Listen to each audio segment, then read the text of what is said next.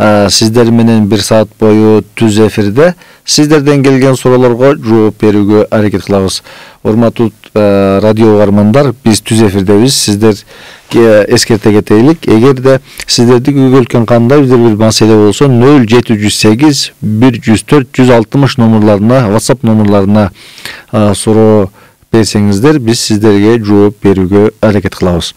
Дагы башкадан кайталайм, 0708 104 160 номерларына, WhatsApp номерларына кайрылсаңыздар, биз сиздерге келген суроолорго жооп берүүгө аракет кылабыз. Бүгүн биз сиздер менен китеп окуунун пайдалары туурасында сөз кылмакчыбыз.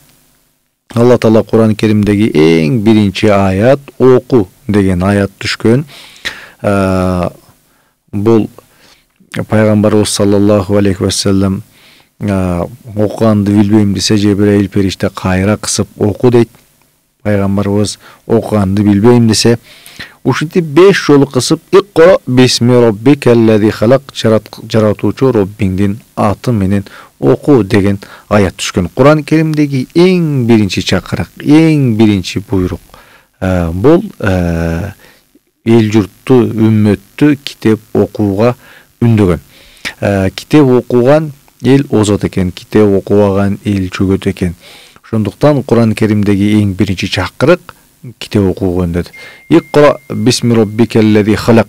Алла Таала Кур'ан Керимде жаратуучу Роббиңдин аты менен оку, калем менен жазууну үйрөткөн Роббиңдин аты менен оку деген аяттар түшүрдү. Демек, бизге Алла Таала биринчи аяттарында эле китеп окууга, ошондой эле калем менен жазууну үндөп чакырып кетти десек жаңылышпайбыз. Китеп окуган адам жан дүниесі бай. Китеп окуган адам акиретин, бул дүниесин, келечегин курат экен. Ошондуктан Кур'ан Керимдеги эң биринчи аят оку деген аят түшкөн. Ошондуктан биз Кудай буйруса дагы сиздер менен 1 саат бою сиздер менен түз эфирде ушул китеп окуунун пайдаларын, Кур'ан Керимдеги, хадистеги ушул оку туурасында келген аят хадистерге токтолуп кетмекчибиз. Биз түз эфирдебиз. Эгерде сиздерге кандайдыр бир көйгөлткөн маселе болсо, шариятка тиешелүү же болбосо өзүңүздүн жан дүйнөңүздүн бир өйкөгө маселе болсо, китепке тиешелүү маселе болсо, 0708 10 41 60 номерларындагы WhatsApp номерине суроо жөнөтсөңүз, ушул жактан сиздерге жооп берүүгө аракет кылып кетмекчибиз. Кыргызстан Ислам университети Кыргызстан мусулмандар дин башкармалыгы менен биргеликте 2008 жылдан бери ушул китеп окуу конкурсун уюштуруп келет. Ошол мезгилдеги муфтий Раматылык Мураталажы Жумановдун демилгеси менен ошол мезгилдеги Кыргызстан Ислам университетинин ректору Абдушкүр Нарматовдун демилгеси менен ушул китеп окуу конкурсу башталган. Былтыры биз бир бөлмөлүү үй коюп китептерден конкурс жарыялаганбыз. Ал үйдү өз ээсине берип, андан кийин 2 бөлмөлүү батир коюп конкурс жарыялаган элек. Ошонун сынактары эртеге саат 10-да Кыргызстандын Булуң бурчунда болуп турган учуру. Мүмкүнчүлүктөн пайдаланып мен эл журтка кабарлай кетелик. Эртеге саат 10-да Өчпөс өмүр аттуу китептен сынак болот. 11:20-да Бакыт ордосу, 12:40-да Иман бутактары китептеринен сынак болот. Кыргызстандын Булуң бурчунда интернет булактарына кирсеңиздер, кайсыл жерде китеп окуу конкурстары, баягы сынактар кайсыл жерде өтөт, тактаана жазылып турат. Ушул жерге келип, Бакыт ордосу, Өчпөс өмүр, Иман бутактары китептеринен даярданган адамдар эртеге кечикпестен сынакка келүүңүздөрдү чакырып кетебиз. Дагы мен мүмкүнчүлүктөн пайдаланып дагы барыңыздарды ошол, эгерде сиздерде кайдандайдыр бир көйгөлткөн маселе болгон болсо, 0708 10 41 60 номерларына, WhatsApp номерларына кайрылып суроолоруңуздарды берсеңиздер болот. Анда эмесе биз Китеп окуунун пайдаларына өтөлүк. Эң оолу, эң биринчи китеп демек Кудай Тааланын айтканын, Кудай Тааланын буйругун аткарган болуп эсептелебиз эгер китеп окуган болсок. Эгер Куран окусаңыз, хадис окусаңыз, тарых китебин окуйсузбу, деги китеп окуган болсоңуз эң оолу, эң биринчи ушул Кудай Тааланын чакырыгына жооп берген болуп эсептелесиз. Китеп окусаңыз, Куран окусаңыз, ушул ар бир тамгасына соо аласыз. Өзгөчө иманга, адеп акылакка, жүрүм турумга байланыштуу китептерди окуган болсоңуз, бул эң оолу, эң биринчи Кудайдын астында сооп жакшылыктарды аласыз. Экинчиден, китеп окуган адам идеяга бай болот экен. Китеп окуган адам бай болот экен. Китеп окуган адамдын жан дүйнөсү бай болот экен. Китеп окуган адамдын зээни күчтүү болот экен. Китеп окуган адам көрөгөч болот экен. Китеп окуган адамдын мамилеси мыкты болот экен. Китеп окуган адам тез каарыбайт экен. Китеп окуган адам алжыбайт экен. Ушулардын баары ушу китепке байланыштуу экен да. Ошондуктан эгерде өзүңүздү биринчиден Кудайды жакшы көрсөңүз, экинчиден өзүңүздү жакшы көрсөңүз, өзүңүздүн акылдуу болушуңузду, идеяга бай болушуңузду, жан дүйнөңүздүн бай болушуну, келечегиңизди ойлосоңуз, күн сайын жок дегенде 1 саат, жок дегенде жарым саат китеп окушубуз керек экен. Китеп окуганга убакыт бөлүшүбүз керек экен. Китеп окуган адам сөз байлыгы кенейет экен. Китеп окуган адам өз оюн терең жеткире алат экен. Китеп окуган адам Кудай Таалам ушундай бир чоң можиза бериптир. Кээ бир алымдарыбыз 60 жыл, 70 жыл өмүрүн коротуп бир китеп жазат экен да. Анан кийин аны акылдуу адам 1 саат, 2 саат, 60 жылдык тарыхын 10 күндө дагы окуп бүтүп коюшу толук ыктымал экен. Китеп окуган адам бейишке баруусу жеңил болот экен. Ошондуктан пайгамбарыбыз саллаллаху алейхи ва саллям айтат: "Мен салака тарикан ялтамусу фиhi илмен саххалаллаху лаху тарикан илал жанна." Кудай Таала кайсы бир адамды жакшы көрсө, кайсы бир адам илим талап кылып чыккан болсо, Кудай Таала ал адамга бейиштин жолун жеңил кылат деди. Эгер бейиш болууну кааласаңыз, анда күн сайын китеп окуңуз. Пайгамбарыбыз саллаллаху алейхи ва саллям айтат: "Мен юридиллаху бихи хайран юфаққиху фиддин." Алла Таала кайсы бир бендесине жакшылык кааласа, аны илимдүү, билимдүү кылып коет. Дин илимин түшүнүүчү кылып коет. Динди терең түшүнө турган аалым кылып коет деп айткан. Илим, эгер китеп окуган болсоңуз, адал, арамды ажырата билет экенсиз. Ак караны ажырата билет экенсиз. Туура эмести ажырата билет экенсиз. Ошондуктан биз күн сайын китеп окушубуз керек экен. Китеп окуган адамдын кадимкидей зээни өсөт экен. Адам баласынын башындагы клеткалар же өсөт экен, же артка кетет экен. Адам бир жерде турбайт экен. Адам өсөт экен, же артка кетет экен. Адам китеп окуган сайын өсөт экен. Китеп окубаса адам кадимкидей акылы иштебесе, кадимкидей клеткалар өлө баштайт экен. Кадимкидей чөгө баштайт экен. Кадимкидей тозо баштайт экен. Ошондуктан кыргыз эл бекерден айткан эмес: "Окуган эл озот, окубаган эл тозот" деп бекер айткан эмес. Окуган эл озот, окубаган эл чөгөт деп бекер айткан эмес. Окубаган эл тозот экен. Окубаган элде надандык пайда болот экен. Окубаган элде чакырчылык пайда болот экен. Окубаган элде ажырашуу көп болот экен. Окубаган элде бузукулук көп болот экен. Окубаган элде күнөө көп болот экен. Окубаган элде кедейлик болот экен, ачарчылык болот экен. Ошондуктан эгерде келечегибизди ойлосок, эгерде мамлекетибизди ойлосок, эгерде бала бакырабызды ойлосок, келиңиздер бүгүн китеп окуйлук. Ассаламу алейкум устаз. Керемет эге исламда кандай каралат? Бүгүн университеттен мугалим менен менен талаш маселе болуп кетти. Анан мен айттым мугалимге: "Сурак кандай жүрөт десем, жооп бере албай калды." Мен кечирип коесуздар, суроого жакшы түшүнө албадым. Эмне жөнүндө маселе болуп атканын мен түшүнө алган жокмун, кечиресиздер. Assalamu алейкум, урматтуу агай. Динибизде келин кайнине кайын журтуна жүгүнгөнгө милдеттүү. Келин кайнинеге жүгүнүүгө милдеттүү эмес негизи.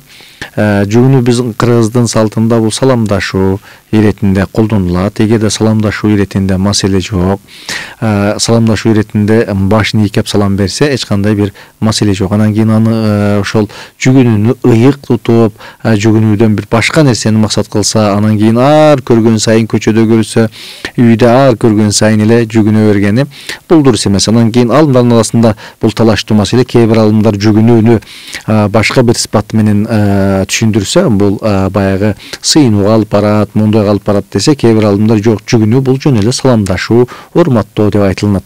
Ошондуктан эгерде урматтоо иретинде, саламдашуу иретинде болгон болсо, эч кандай бир маселе жок. Анан кийин байку эмне деп коет, ыйыктоо максатында, анан бар Кудай көтөрүү максатында болгон болсо, анда бул маселеге тыюу салынат. Ассаламу алейкум устаз, ден соолугуңуз жакшыбы? Сизге суроом бар. Үйлөнтүп эле болуп салса кандай болот? Сизге суроом бар. Үйлөнтүп эле болуп салса кандай болот деген суроо дейт. Үйлөнтүп эле бөлүп салса, демек, бал эгерде мүмкүнчүлүгү болсо, ата-энеге баягы оорчулук келбесе, эч кандай бир маселе жок. Анан кийин баягы кызмат кылуудан качып, кайненеге, кайнатага, жакын тууганга кызмат кылбай удан качып болгон болсо, анда бул туура эмес. Кайнененин камырынан деп коет. Ошондуктан ар бир келин кайнененин камырынан өткөн абзел. Тарбиясын алат, келечегине көп чоң нерсе алат. Көп тарбия алат. Биз кээде жаман деп ойлойбуз, бирок ошол көп кайнененин ошол камыры көп нерсеге тарбия болот. Келиндин өсүшүнө тарбия болот. Бирок ошол эле учурда кайнелер дагы көңүл буруш керек. Ажаган болуп, келин душман катары көрбөш керек. Кайнене баласына жакшылык гана каалайт. Баласынын өнүксүн дейт, небересинин өнүксүн дейт. Ошого кээде жаман айтат, катуураак айтышы мүмкүн. Мен ойлойм, буга сабырчылык керек. Ата-энеге кызмат кылсаң, кайненеңе кызмат кылсаң, сен дагы өзүрүң көрөсүң, келечекте ошондой бир жакшылыгын көрөсүң. Сен дагы эртеге эле кайнене болосуң деген сөз бир тарабынан. Жеке мен жашоом өзүмдө ушул үйлөнгөндөн кийин 3-4 жыл үйдө жашадым. Эми жаштык классында кээде балаң ооруп калат, анан больницага алып баралык, тигиндей кылалык, бир аз ооруса эле больницага алып баралык деген күндөр болду. Кээде карасаң, кадимгидей балаң кыйналып атат, анан кийин больницага алып баралы деп жүгүрүп чыксам эле, апам жок, эч нерсе алып кел. Жок, балам эч нерсе эмес, мындай кылып дарылап коет. Анан эртеси кадимгидей айыгып кетет. Ушинтип бир нече жолу, мисалы үчүн да, апам больницага алып барса жакшы болот эле деп өзүнчө кичине жүрөгүмөн баягындай бир балага, эне атасын да барбыр, балага боорун ооруйт да, анан эртеси кадимгидей жазылып кетет. Азыр эми 2-3-4 балалуу болгондон кийин баягы тарбияны көрдү, болосун сен больницага барбай турган болду. Азыр кээде мен больницага барсакпы десем, келинчегим баягы тарбияны көргөндө жок, эч нерсе болбойт. Мындай кылып койсо айыгат, мындай кылып койсо дарыланат, мындай кылыш керек, тигиндей кылыш керек деп, ошол апамдан көргөн тарбиясыны бүгүн балдарында үйдө ушундай тарбия берет да. Мен ойлойм, ушул чоң сабак. Билинбегени менен ушул кайненеге кызмат кылуу чоң сабак. Кайнененин камырынан деп кыргыз бекерден айткан эмес. Ошолорго барып жуурулуш керек, кызмат кылыш керек, анан кийин өсөсүн деген сөз. Саламатсызбы? Кудай баарын билүүчү адамды жаратардан мурун анын тозокко же бейишке кирерин билгенби? Албетте, Алла Таала баардык нерсени билет. Алла Таала баардык нерсени билүүчү. Адам баласына эрк берген, адам баласына каалоо берген. Ошо адам баласына каалоо берсе, кайсыл тарапка басарын да билген. Кудай Таалам илимдүү, таанышман, көрөгөч зат. Ошондуктан Алла Таалам биздин тагдырыбызды жаратыштан алдын ушул адам баласы кантип жашайт, кандай кылат, эрк берсе кандай кылат, ушул Кудай Таалам баарын билип, анан кийин тагдыр жазылган. Ассаламу алейкум. Аялым 6 жыл болду төрөбөй жатат. Бирок мен аялымды жакшы көрөм, бирок ата-энем кетирип башкасын алсын деп жатат. Эмне кылам? Алла Таала каалаган адамга пенде берет, перзент берет. Каалаган адамга Алла Таала перзент бербейт. Каалаган адамга Алла Таала кыз берет. Каалаган адамга Алла Таала уул берет. Каалаган адамга Алла Таала уул да бербейт, кыз да бербейт. Бул Кудайдын иши. Аялда эч кандай күнөө жок. Аялыңыз жакшы көрсөңүз жашаңыз аны менен, мамилеңиз мыкты болсун, жакшы жашаңыз. Андан кийин ата-энеңиз ушул кетир десе эле кетир, жок андай нерсеге күнөөгө ата-энеге баш ийилбейт. Эгерде кудуретиңиз жесе, бакканга кудуретиңиз жесе, балалуу болгуңуз келсе, ата-энеңиз ушундай адамды кааласа, балким шариятыбыз уруксат берет, кеңешип туруп, балким ошол ата-энеңизге жаккан башка келинчек алып бериңиз. Өзүңүздүн аялыңызды мен ойлойм, ошол ата-энеңиздин тилине кирип, ага зулумдук кылып, ага аны менен ажырашуу бул дурус эмес. Бул дүйнө кайтар дүйнө дейт. Ошол эле нерсе эртеге кайталанып, өзүбүздүн башыбызга келиши толук ыктымал. Ошондуктан аялыңыз менен жакшы мамиледе болуңуз. Урматтуу телекөрүүчүлөр, биз түз эфирдебиз. Сиздерден келген суроолорго жооп берүүгө аракет кылабыз. Бизде 0708 10 41 60 номерлар иштеп жатат. Ушул номерге WhatsApp'тан суроо берсеңиздер жооп берүүгө аракет кылабыз. Ассаламу алейкум. 40 күндүк даватка канча акча кетет? 40 күндүк даватка каяк жака дават кыласың? Сенин кайсыл жакка барып дават кылышыңа байланыштуу. Кыргызстандын ичинде эч канча көп деле акча кетпеши мүмкүн. 10 миң, 15 миң сом акча кетиши мүмкүн. Сыртка кетсең 100 миң, 200 миң кетиши мүмкүн.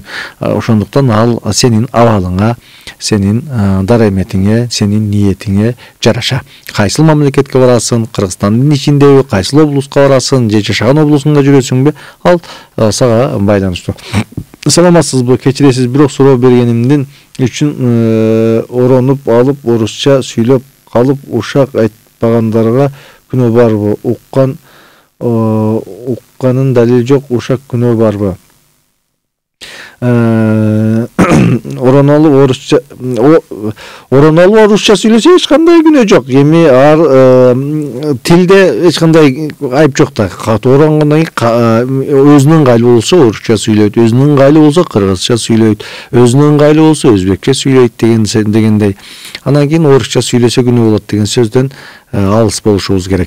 Экинчиден, анан ушак айткан болсо албетте күнөө. Ал оронобу, намаз окуйбу, окубайбы, айырмасы жок. Ушак айттыңбы, ал күнөө көрсүн.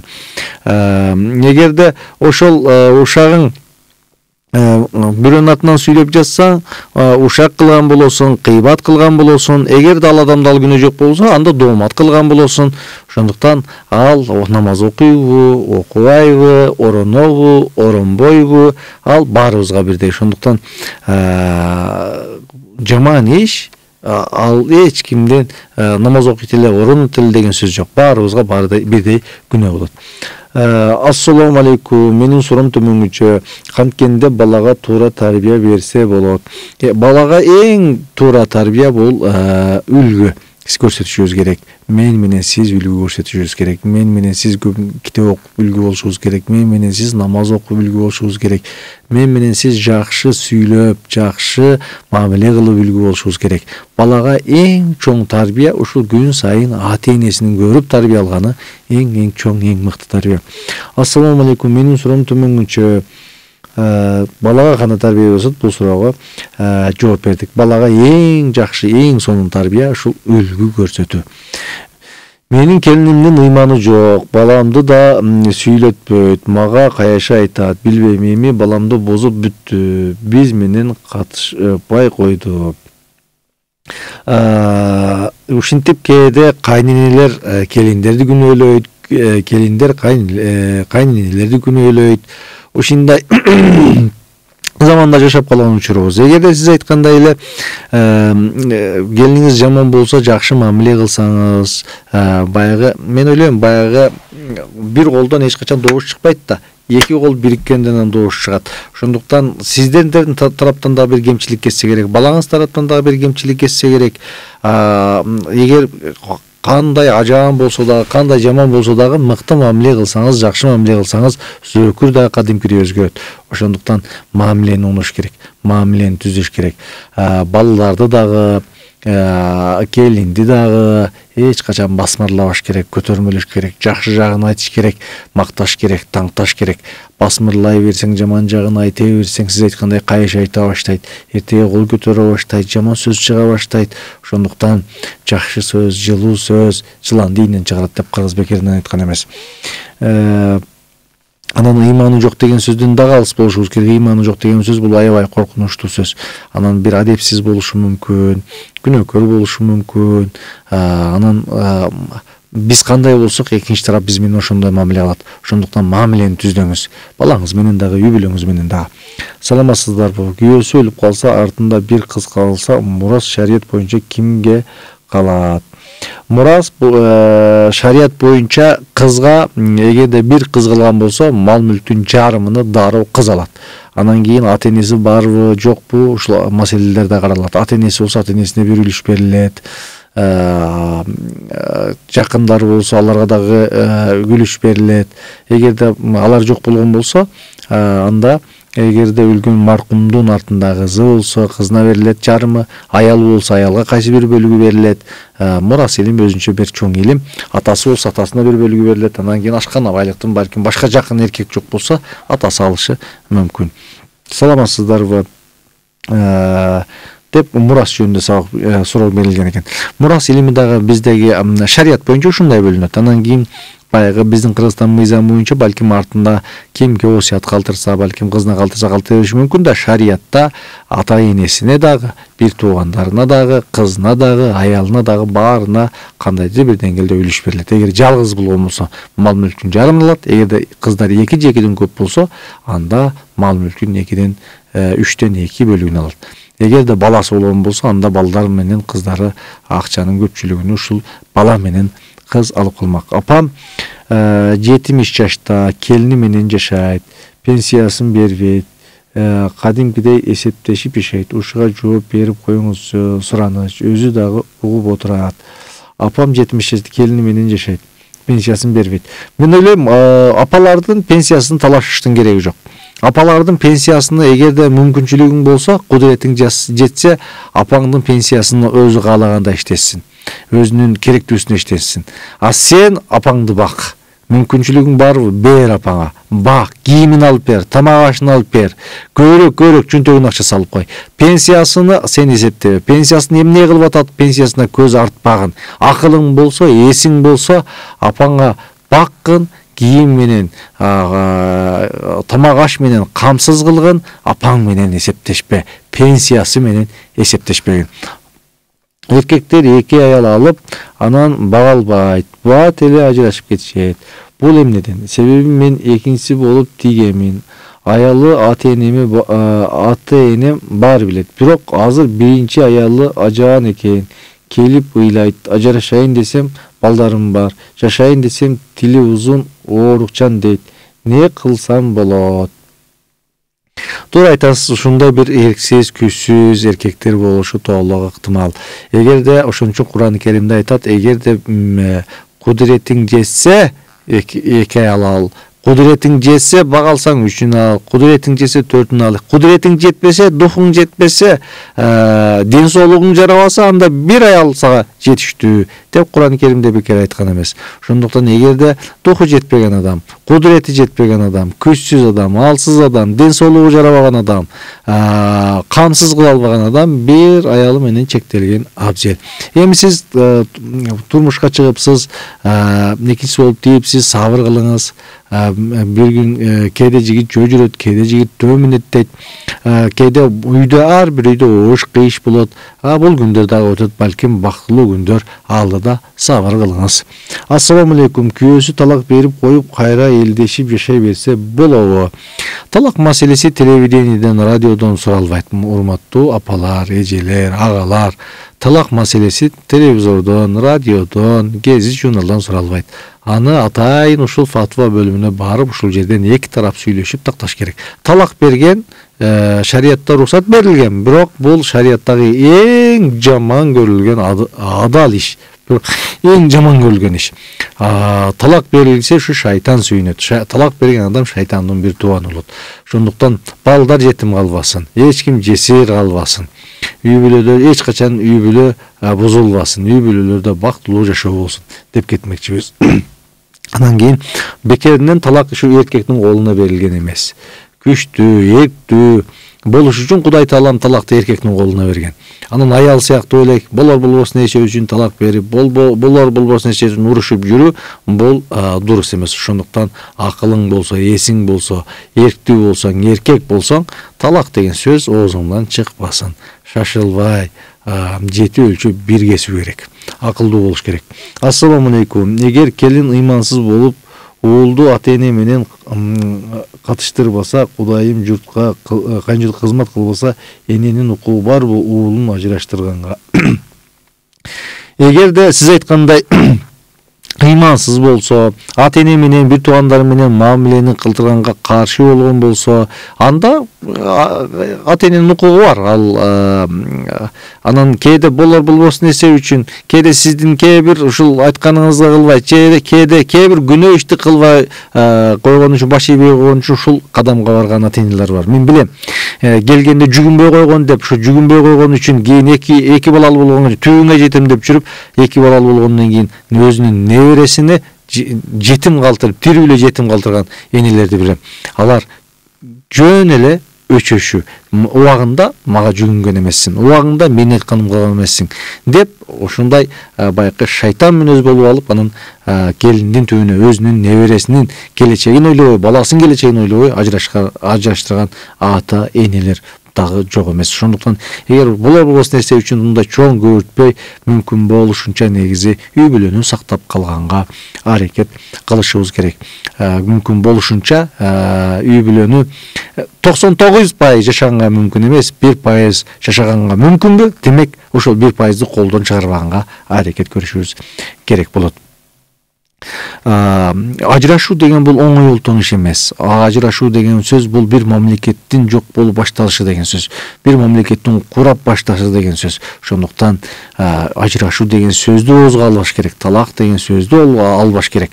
Сүйлөрдө ойлонуп, анан кийин сүйлөшүбүз керек.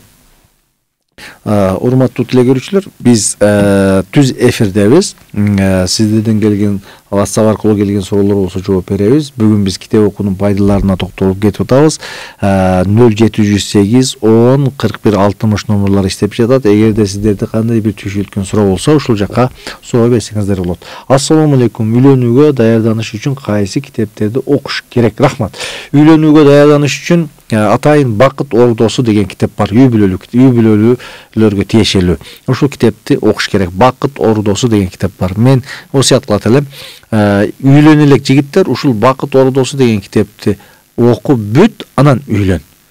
Турмушка чыга элек кыздар ушул Бакыт Ордосу деген китепти окуп бүт, анан турмушка чык. Анткени бүгүнкү эркектер, бүгүнкү кыздар үй бүлө курууга даяр эмес. Үй бүлөнү оңдоп кетүүгө даяр эмес. Ошондуктан эгер келечегиңди ойлосоң, үйлөнгөнгө даярдан, кадимкидей китепти оку, кадимкидей изилде, анан үйлөн, анан турмушка чык. Эптеп эле турмушка чыгып алыш эмес. Ошол турмушка чыккандан ушул арабаны бирге тартыш керек болот. Кантип тартыш керек, кантип мамиле кылыш керек, кантип тарбия бериш керек, кантип жашаш керек, ушул жол жобосун үйрөткөн Бакыт Ордосу деген китеп бар. Ушул китепти мен сунуштайт элем. Анан азыр ушу үй бүлө туурасында, аялдар туурасында, аял сен асылсың деген атайын ушундай сүйкүмдүү аял деген, аял заттын бейнеси деген ушул сыяктуу китептер бар. Ушул китептерди окуп даярданыш керек. Анткени бүгүнкү ажырашуунун көп себеби ушул кыздарыбыз үйлөнүүгө даяр эмес. Бүгүн бир аз урушуп кетсек, бир аз келишпей калса, анан ай сенин апаң жинди, сен деле жиндисиң десе, чуркап чыгып, апа жинди деди, мени да жинди деди деп айтып кое турган эркектер бар бүгүн. Ушун деңгээли, ушунчалык деңгээлде жаш бала сыяктуу. Анан ошолордон улам ажырашуу көп болуп жаткан учур. Ошондуктан эгерде келечегиңди ойлосоң, ушу үйлөнүүгө кадимкидей даярдыгыңды көр. Саламатсызбы? Келин кайната менен айтышат, ушуга кандай дейсиз? Дурус эмес. Демек, келин менен кайната айтышып аткан болсо, демек кайнатада дагы бир маселе. кайната олуттуу, аз сүйлөгөн, анча мынча келиндин ишине кийлишпеген эркек болуш керек. Ошондо келин баягы кайната өзүнүн ордунда турса, эч бир келин кайнатасы менен айтча албайт. Кайната менен айтышканга келиндин духу жетпеш керек. Ага анын үчүн кайната накта кайната болуш керек, накта эркек болуш керек. Кыз өзүнүн уяты менен келин болот, уяты менен кыз болот. Ошондуктан эркек менен кайнатасы менен айтышкан, кайнатасы менен жаман сүйлөшкөн келин дагы бул адепсиздик. Ошондуктан үй бүлөлөрдү ынтымакка чакырат элек, бактылуулукка чакырат элек, тынчтыкка чакырып кетет элек. Ассаламу алейкум устаз. Алла таала ыраазы болсун сизден. Устаз, 90 жашка чыгып ааламдан өткөн адамдын жаназасы күнү ошол үйдөн тамак жесе болобу? Жаназа негизи баягы жакынын жоготуп аткан үй бүлөдөн тамак жеген дурус эмес. Негизи ошол үй бүлөгө коло коңшулары, жакын туугандары жардам бериш керек. Ошолор тамак ашынап келип берип туруш керек. Жакынын жоготуп атат, апасын жоготуп атат, атасын жоготуп атат. Алар кайгыга түшүп турган учурда анын кайгысын бөлүшүп, коло коңшулар туугандардыга жардамга келиш керек. Ал тамак кылганга балким убакыты жетишпейт. Ушунчалык стресс болуп турган, жакынын жоготуп турган учур. Анан кийин алар кайгы чегип турган учурда анын бодо малын жыгыта союп анан аны жеп кеткенибиз албетте бул дурус эмес. Келин жалган сүйлөйт. Кайненесин күйөөсүнүн ишке кетсе эле уктайт. Күйөөсүнө үй бүлө мүчөлөрүн жамандайт. Таза эмес, катуу сүйлөсө үйдөн качып, томбашыга чыгып бекинип алат. Эмне кылыш керек? Алла. Жаш баладай ушундай карасаң суроонун турушу ушул баягы кичинекей мезгилиңдеги 4-5 жашыңда 1-класста окуп атканда үй бүлө менен урушуп келишпей ушинтип баягы бекинип баягы жашырынып жүргөн жаштык мезгилди эстетет. Мен ойлойм баягы келин болгондон кийин мына үй бүлөлүү болгондон кийин моундай анча мынча кайненелер, анча мынча кайнаталар моундай оюнду токтотуш керек го деп ойлойм. Келин дагы мындай эми келин болуп келген адам чоң адам да анан болобулус нерсе үчүн монтип бекинип тамбашка чыгып, чөптүн арасына чыгып, малдын арасына чыгып бекинүү мен ойлойм бул акылсыздык, акылдуу адамдын иши эмес. Ошондуктан үй бүлөлөрдү ынтымакка чакырат элем, биримдикке чакырат элем. Ынтымак бар жерде ырыс бар дейт. Бир күн тополоң болгон жерде 40 күн береке качат дейт. Ошондуктан келиңиздер ынтымак бололук. Келиңиздер, келиндер өзүбүзгө келелик, кызмат кылалык. Кызматтан табасын деп коет. Кызмат кыла берсек баары жакшы болот. Ата-эненин дубасын алалык, кайнененин, кайнатанын дубасын алалык, жакындарыбыздын дубасын алалык. Анан кайненелер, кайнаталар келинди басмырлай бербей көтөрмөлөйлүк, мактайлык, таңтайлык, бири-бирибизге жакшылыгыбызды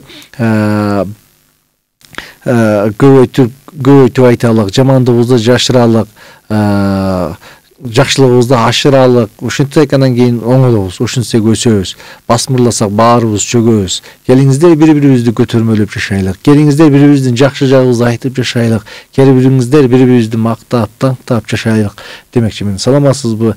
Никелешкен аялы туруп башка аялга көңүл бурса не болот? Күнөөкөр болот албетте. Башка аялды кумарланып тиктөө, көңүл бөлүү, никесиз башка аялга карап коюу дагы күнөө болуп эсептелинет. Ошондуктан күнөөнүн баары, жамандыктын баары ошо тиктөөгөндөн, карагандан башталат дейт. Кудайым баарыбызды арамдан сактасын. Кудай таалам баарыбызды туура жолго багыштасын. Кудай таалам баарыбызга ийгилик берсин.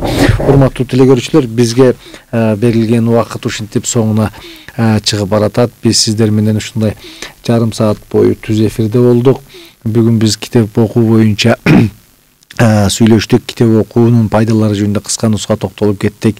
Келиңиздер, баарыңыздарды китеп окууга чакырам. Мүмкүнчүлүктөн пайдаланып дагы бир жолу баарыңыздарды эртеге Кыргызстандын Булуң бурчунда өтүп жаткан китеп сынагын сынагына келип кетишиңиздерди чакырмакчымын. Ошол сынакка активдүү катышып, китеп окуганга активдүү катышкан окурмандардын баарына ыраазычылык билдирем. Ушул 10 миңден ашык адам катталып, ушул китеп окууга кадам таштады. Эртеге ушул Кыргызстандын булуң бурчунда ушул адамдарга сынак жүрүп аткан мезгили. Ушул китеп окуган адамдардын саны көбөйгөнүн көргөндө кадимкидей сүйүнөбүз, кадимкидей кубанабыз. Демек келечегибиз кенен. Дагы деле учубуз кур эмес депчи.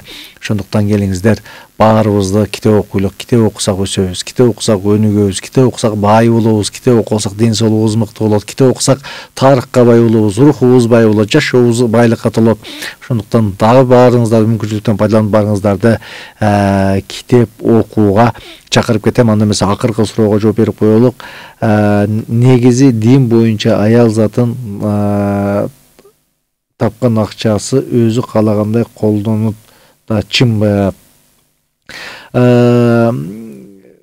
Негизи баягы үйдөгү жумуш, аял заты иштейби, иштебейби, бул күйөөсүнө байланыштуу. Ошондуктан сиз күйөөңүздүн уруксаты менен иштеп жатасыз, күйөөңүздүн уруксаты менен эшикке чыгып жатасыз.